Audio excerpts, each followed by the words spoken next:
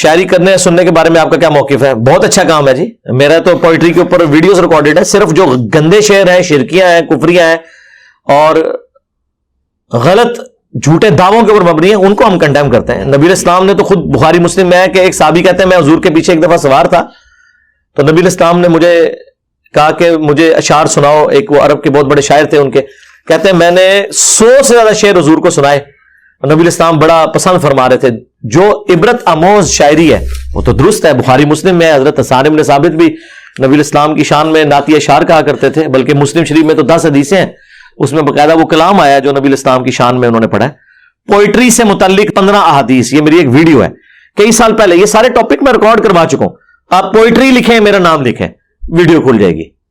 آپ میوزک لکھیں، میرا نام لکھیں، میوزک نہیں کھلے گا، ویڈیو کھل جائے گی. ٹھیک ہے؟ تو ہر ٹاپک کے اوپر میں نے تفصیلی ویڈیوز ریکارڈ کرائی ہوئی ہیں الحمدللہ.